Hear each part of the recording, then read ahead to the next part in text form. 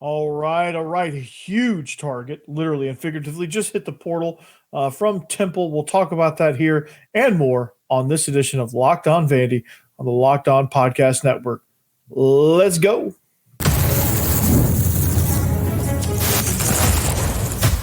You are Locked On Vandy, your daily podcast on the Vanderbilt Commodores, part of the Locked On Podcast Network, your team every day. All right. Happy Tuesday. It's the Locked On Vandy podcast on the Locked On Podcast Network. I'm your host, Corey Burton. Thanks for making Locked On Vandy your first listen each and every day. We are free and available wherever you get your podcasts and on YouTube as part of the Locked On Podcast Network, your team every day. Well, today's episode, speaking of which, is brought to you by FanDuel.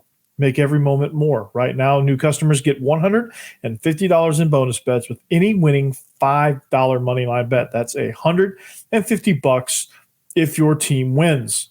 Visit FanDuel.com/lockedon to get started. Well, a giant target just fell into the transfer portal from Temple today. 6'8", 300-pound right tackle Victor Stoffel.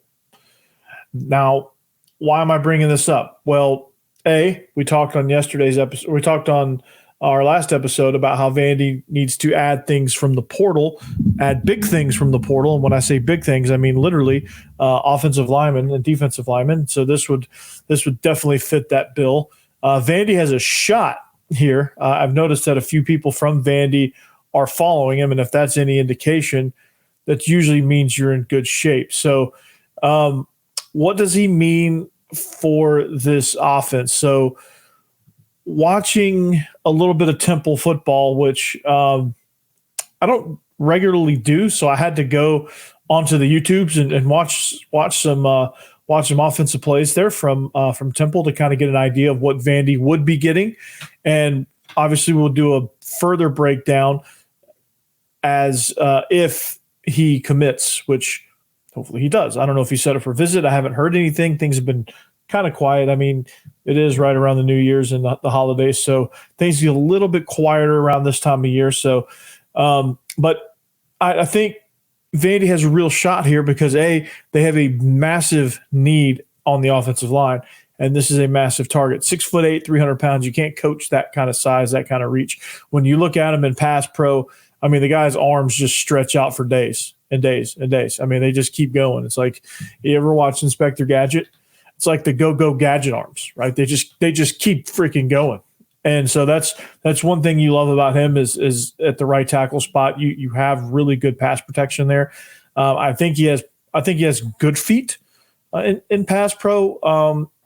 Obviously with his height and weight and some of the coordination stuff that may be off due to that, I think sometimes maybe he gets a little slow, a little tall out of his stance, but for the most part, he gets those big long arms on you, it's over. He has pretty good feet, gets himself in pretty good position. A couple of kick steps, and he's back pretty far, and he can cover a lot of ground with few steps. So that's always good. And the run game, he comes off the ball really, really well. Plays with pretty good pad level. Sometimes when he gets tired, his pads get a little bit high, his hips get a little bit high, but for the most part, I've watched him down block, I've watched him come off on combos, things like that. He looks pretty good coming off the rock and driving defensive linemen and climbing up to the next level. He'll obviously in this league will have to get better at blocking on the second level because the type of athletes that play linebacker in the SEC are far superior than those playing in the American Conference with that he was going against at Temple, which not too much of a discrepancy, but enough to where it's noticeable. So he'll obviously have to improve a lot of that and just kind of get used to the speed of the game at the level of the SEC. But I think that would be a huge get that would just be amazing if that happened, if that was able to shake out. Luke Newman still out there. I think there's still some things out there on him that maybe Vandy can get, but again, just filling this need. Somebody has got to commit, and I think somebody that needs an opportunity, somebody that is somebody that's tough, somebody that can play out there at the tackle spot. I mean, we got an interior guy from Mississippi State, but somebody who wants to play in the NFL that needs tape against dominant competition would be perfect for Vanderbilt. I mean, you're in a situation, you're getting in a new offense, you're getting a new situation. You've got a really good run game at the quarterback position and some pretty good running backs there. You've got a couple of receivers in the mix, and you've got a few things going for you offensively. And I think the scheme is very conducive to helping out offensive linemen. And of the 3 plays that we've broken down so far, I think you would see that offensive linemen, it'd be very hard for opposing defenses to load up on one thing or another, because the scheme is not designed to, okay, we're going to get the ball to this person and we're going to force feed it to them no matter what. We're just going to make you stop it. Like, Tim Beck is not that kind of coordinator. I think he's been described as somebody who has a lot of adaptability, and that helps out offensive linemen tremendously, especially tackles, because A, defensive ends can't pin their ears back and come after you, and B, defenses can't load the box to where it's 5-on-7 and you're trying to run into a loaded box. So, there's some built-in advantages there that help and take the pressure off less talent. I don't want to say less talent. That's maybe not be the right word, but just collectively less talented than teams you're playing, which is not a lie when you're playing against LSU, when you're playing against Kentucky and Georgias and the Alabamas of the world. I mean, Vandy is less talented than those guys. I mean, we all can be honest about that, right? But getting these guys will help kind of equalize that, because it goes beyond talent. And watching the Rose Bowl, Alabama had the more talented team, but Michigan did a really good job of doing things that neutralized a lot of those talent differences, and they ended up winning the game, right? They executed. They took advantage of Alabama's mistakes, pounced on them. They took advantage of, they were especially in the first half, they were well coached, right? And Alabama couldn't handle them. So it's things like that, being unique, being like having variance on what you do will help take down that talent gap and make things easier for your players. And on the offensive line, that's paramount. And if you can do that on the offensive line, that's paramount. That's why this would be a good situation. I said all of that to say that's why I think Vandy, playing offensive line at Vandy, would be a really good situation, because you're getting a coordinator that can help develop you in the ways you need to be developed to play at the next level. Getting the combo blocks that you need, sight adjustments, calls, things that you need to be successful at the next level. You're going to have a scheme that doesn't put you in bad positions, that sets you up for failure. You're not going to, I don't believe you're going to have that. Now, playing in the SEC, there's going to be times where you get beat and all that good stuff, and that happens, right? I don't think NFL scouts or anybody, for that matter, expects you to be perfect, but you should at least be in a position to where you're not getting slaughtered every single play, which unfortunately is what happened last year. And if you're basing it on what you saw on tape last year from Vandy, I could see why nobody would want to come play offensive line here. But things are different. Go watch New Mexico State's tape. That will tell you what you need to know. Don't watch the bowl game, because I think Tim Beck was already hired prior to the bowl game. Just nobody knew it yet. And he was a little bit distracted, and I don't think that was his best game. But then again, he may not have been all there mentally. So, I'm excited about this potential target. Victor Stoffel brings a heck of a lot of potential to this offensive line room and to this offense in general.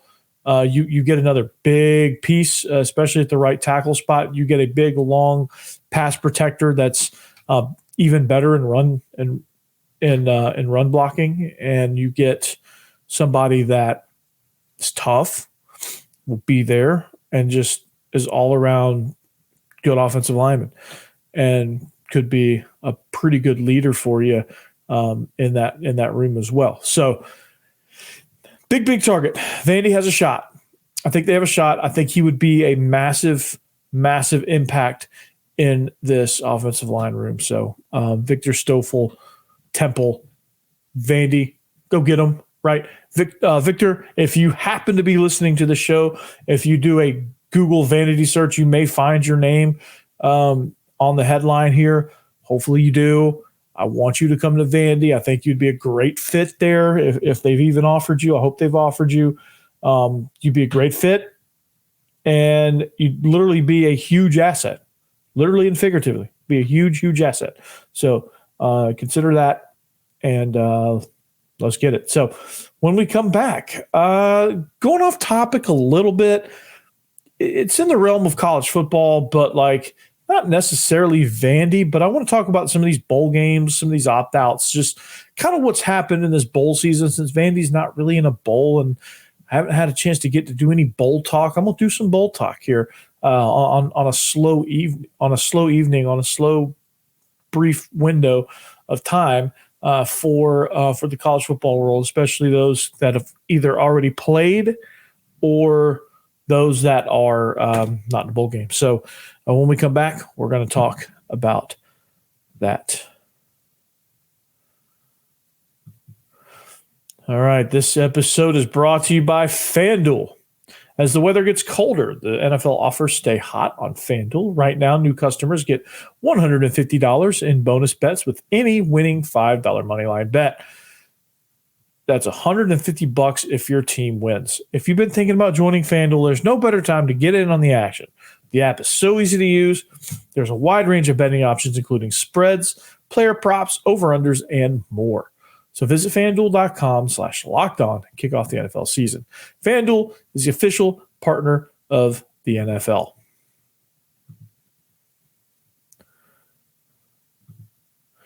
All right. Welcome back. It is segment number 2 of the Locked On Vandy podcast on the Locked On Podcast Network. Thank you for making us your first listen each and every day. We hope that you become an everydayer if you're not already. If you are an everydayer, just drop a comment. Say, hey, I'm here. You should, and do a little recruiting. Make sure you tell me where you're listening from. And if you're an everydayer that wants to share a little bit about yourself, by all means, do so. If you don't, that's okay too. But just know that I appreciate you regardless. When you're done here, make sure you go and check out Locked On SEC. Make that your second listen. They do a great job over there. Zach Blackerby, Stephen Willis, also check out their shows, Locked On Auburn and Locked On Ole Miss. They do a heck of a job. I know Steve knocked it out of the park with his bowl coverage of the Chick-fil-A Peach Bowl against Penn State. That was a tremendous game. So make sure you check out his coverage, more in-depth coverage if you want it. I'm not going to become Locked On Ole Miss for the night. So just make sure you check that out. So lots of great stuff on this network. Lots of great coverage of a lot of different things. The Rose Bowl just happened. So if you want to go and listen to that, go listen to our friends over at the Locked On Alabama show, or if you want the other side of it, we have a Locked On Michigan show. I haven't ventured too far out of the SEC so far, but I imagine they do a really, really good job. If you're a Titans fan, Locked On Titans is a really, really good place. And there was a really good episode that Tyler Rowland did, and I enjoyed that. So make sure you go check those things out. So, but always make this your first listen, and I appreciate that. But make those your second, third, fourth, fifth. If you're a podcast junkie, make sure you check out some of those shows. They do a tremendous job, and thanks to them, I'm able to have a platform here, and you're able to have a Vandy platform because of their success. They say, okay, it's the network, whatever. What can we do? So. I want to talk about some of these bowl games, right? Because there's a lot of things happening with bowl season nowadays. You have the transfer portal, which guys are transferring out, and they're transferring out before the bowl.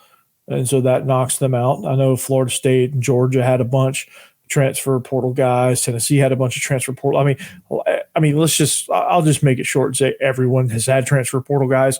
That all the bowl teams have had transfer portal guys that are out. So yeah, I mean, it is what it is. It's transfer portal. When you transfer out, you're leaving the team. You're quitting the team. So that is pretty self-explanatory. But I want to talk about the opt-outs for a second, right? I want to talk about the implication of the opt-outs. I want to talk about kind of how it affects things and, what are the ramifications of it? What goes into the decisions of opting out? What is a good opt-out versus a bad opt-out? Is there such a thing as a good opt-out? There's a lot of different avenues here to explore with the whole concept of opting out. So opting out, to me, I think it's a case-by-case basis, right? There's some guys that when they opt out, you're just like, really? Like, you're opting out to be a 6th-round pick? Like, dude, you need more tape. And there's some guys that are opting out. I'm like, it sucks, but I get it, right? I get it. I totally get it. And they probably should. And then there's other guys that are kind of in between that, they go either way. And, it sucks. And the product, I think we'll start with kind of the overall product. I mean, when you have a team that has a lot of opt-outs, I think that's concerning. Like Florida State had a ton of opt-outs. And that was concerning because like they were on the precipice of the college football playoff, obviously upset that they didn't make it. But all of those guys opting out is not a good look for your culture, honestly. I mean, maybe Trey Benson opting out makes sense. He's a running back. He has really good draft stock. I don't know that him playing does anything different for his draft stock, good or bad. Keon Coleman, I don't know that he should have opted out. I mean, he had a really good season, but I don't think he should have opted out. But, I mean, they had a bunch, man. They had some transfer portal guys. A bunch of opt-outs, though, man. I just didn't like the mass exodus of opt-outs. Georgia, on the other hand, had Kamari Lassiter. I think he's I don't want to say surefire, but he's close to a surefire first-round pick, if not like early second-round corner, right? Sometimes corners can rise or fall based on kind of the flow of the draft, right? And so I think him playing showed scouts that like he's dedicated to getting as much good tape on, getting as much good film out there as you can. And I think that's a good thing. Like I think guys should evaluate, okay, so when you look at the levels of opt-outs, like you have your surefire top 10 picks, right?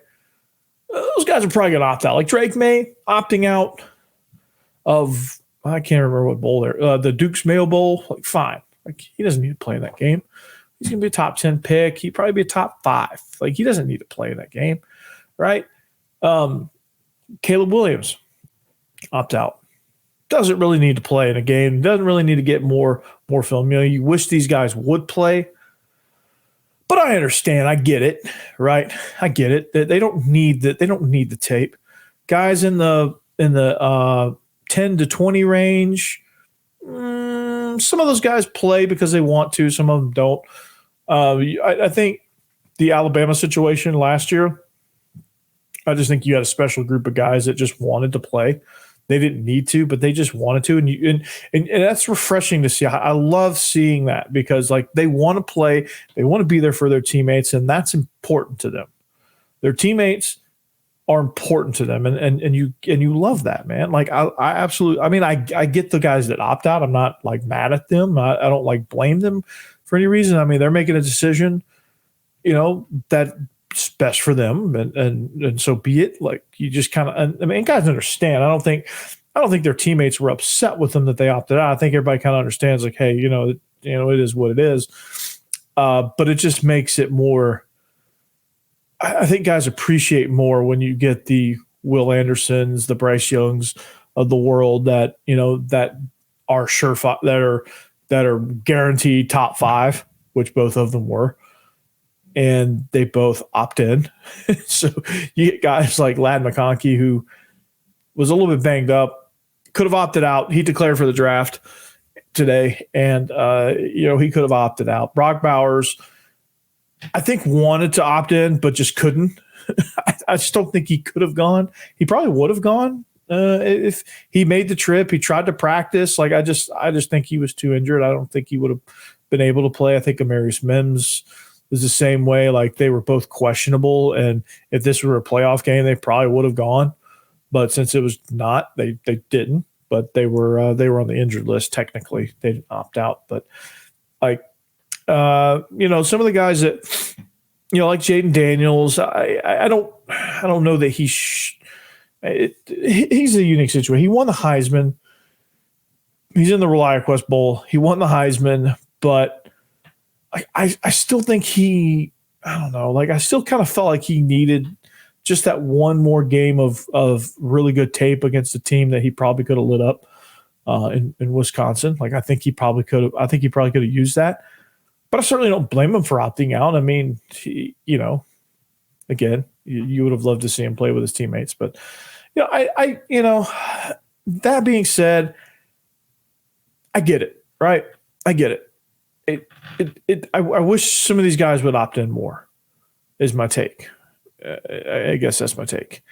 And sorry to take you guys for a loop and for on a giant circle, but like watching some of these bowl games, like, it's just a totally, totally different thing when these guys aren't in. And it's just like, there's no way Florida State should have got 60-pieced. There's no way. There's just no way that should have happened. Right. And, oh man, this is brutal. This is brutal to watch. And some of these games were brutal to watch because of the opt-outs. Like LSU should have never even come close to losing. They ended up winning, but it should have never got to that point if they had their guys, and so the opt-outs, I get it. I don't really like it, but I guess that's, selfishly, I don't really like it because the product, I think, is sacrificed a little bit. And so you have to understand that you're not going to get the same team without those guys because that's who got them to that point. So anyway, it sucks, but it's just one of the things that's in college football, and you got to plan for it, and you got to treat bowl games, non-playoff bowl games, for what they are. They're just an exhibition game to get some younger guys some work, and I think if fans put stock into that to that degree, I think they wouldn't have been quite as disappointed with the results. So we'll talk about we'll go based off of opt-outs here in just a little bit when we close out the show. But we'll come back here in just 1 minute. All right. Once a local ad, so I'm going to give a free shout out here. Winky's Barbecue, man. I had some of that, and that was really, really good. I had some brisket from there. The mac and cheese was good. I enjoyed it. There's my free shout out. Now, at some point, they might have to pay for some advertising, but it's a free shout out, and the world may never hear that. So, anyway, there you go. All right, welcome back to Locked On Vandy podcast, man. We're gonna close out the show. We talked like, man, there's some living in Nashville, man. You get some really, really good barbecue. I talked about Winkies. I mean, that's a place that's opened up near me here in Bellevue. I really, really enjoyed it, and I thought it was really good. There's some really good barbecue here. Edley's is good. Martin's is good. Honey Fire's good. There's a lot of good places around here. And, man, I'm getting hungry just thinking about it. So, but want to close out the show here watching these bowl games. Like, one of the treats of this bowl season has been these two playoff games, man. And if you're an Alabama fan, you're probably disagreeing. But I'm gonna go kind of way off topic here. Sorry, Vandy guys. We're gonna get a slight break from Vandy conversation, and we're gonna talk general college football here. But these two playoff games have been really, really good. And even though you can say what you want to say about Michigan and what they did prior to here, and whether or not they deserve to be in a playoff game based on the stuff that they got into with the whole cheating scandals and things, the fact that Jim Harbaugh had to be suspended twice, like, say what you want to about those things, and I have my opinions about those things too. And I don't like that Michigan was in the bowl game, but that doesn't change the fact that they went out there and just beat Alabama. and they played a really, really good game. They did a lot of really good things to disrupt Bama's tempo and their flow. I think they did a lot of really good things to confuse Milroe. And so I was really impressed by what they did and how they hung in there, kept taking Alabama's best punches and delivering punches right back. This Sugar Bowl is outstanding. I mean, I think this Washington team has proved week in and week out that they are a team to be taken seriously. And they're a team that's exciting to watch. I mean, Kalen DeBoer is an outstanding coach. And 2 years ago, Washington was the laughingstock of the now defunct Pac-12. And they may be the last four-team college football era national championship. And they'll definitely the last team ever representing the Pac-12. So Texas has been a bright spot this year. Steve Sarkisian has found his groove. He's got a really good quarterback in Quinn Ewers. I mean, this game was fun to watch. The Sugar Bowl was fun to watch. The Orange Bowl was that was something. When I talked about that with the opt-outs and the effect that had on it. The bowl games on New Year's Day prior to were duds. I think right down the road, down I-40, the Tennessee fans are pretty enamored with Nico, and they should be. He's a really good quarterback. I think West Virginia getting a big win in the Duke's Mayo Bowl for Neil Brown, I think that put a lot of positive momentum into that program. He was somebody that was heavily on the hot seat. Elia Drinkwitz getting an extension after a huge, huge, huge Cotton Bowl win over Ohio State. If you watch that game, they set offensive football back 75 years in the first 3.5 quarters, and then Missouri's just started turning it on there and started scoring some points. But a big, big win over a team that was in the college football playoff a year ago, and a big win for a team that was left for dead. That was picked up right above Vandy in the 13th spot in the overall league standings, and a coach that was probably going to be first fired because I don't think anybody thought that Clark Lea was going to get fired, and he hasn't been fired for the record. But I think everybody thought Drinkowitz and Jimbo were going to be the two that got canned, and they were halfway correct. So Ole Miss continuing to do what they're doing was impressive. I mean, the way they just dominated Penn State, and Penn State has one of the top defenses, if not the top defense in the country. I thought that was fun. Georgia Tech having a resurgence under Brent Key. They win the Gasparilla Bowl over a good well-coached UFC Ultimate Fighting Championship, UCF team from the Big 12 in the Gasparilla Bowl. That was exciting to watch. And there were some that were, there's some of these like Group of 5 games that were fun. Western Kentucky, Old Dominion was a good one because Old Dominion got off to they just got off to a burning start, and then they faded back, and Western Kentucky came back and won. So, but I mean, just bowl season was fun in general. I mean, I think a lot of people were saying that opt-outs and whatever else with bowl games are boring and stuff like that, and some of them are. I think they need to do a better job of pairing up and doing some of these matchups. But like Liberty Oregon was a terrible matchup that should have never happened. And Liberty, congratulations, but you should not have been paired up with Oregon because that was a snooze fest, right? So I think the bowl committees need to do a better job matching up teams to get exciting matchups. And I think your bowl seasons will be really, really good. It'd be interesting to see kind of what it looks like with the 12-team playoff. But overall, I think the bowl season delivered once again.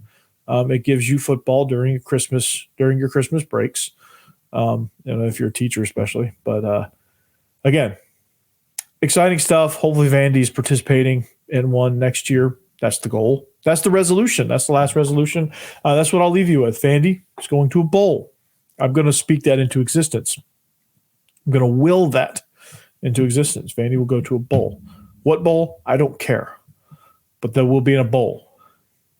They will be competitive. That's going to happen. They're going to sign Victor Stoffel. Not Stossel. Well, they might sign Victor Stoffel too. They're going to sign Victor Stoffel from Temple. That's going to happen. I'm speaking this stuff into existence, right? Say it with me. Vandy's going to go to a bowl game. Say it with me. Come on. Vandy's going to a bowl game. Okay, so we're going to leave you there. That's going to do it for us on this kind of college football potpourri show, this hodgepodge of topics on this edition of Locked On Vandy. We hope you enjoyed it. If you want to follow us, there's the scroll that I inevitably should have put up a lot sooner. Thank you to the everydayers for making all of this possible. But find us on social media at Locked On Vandy, at Coach Burton 36 on X. And you can find me wherever you find your podcasts. So like, subscribe, feedback, all that's good. The comments have been rolling in. Those have been incredible. So I appreciate you guys. And until next time, anchor down.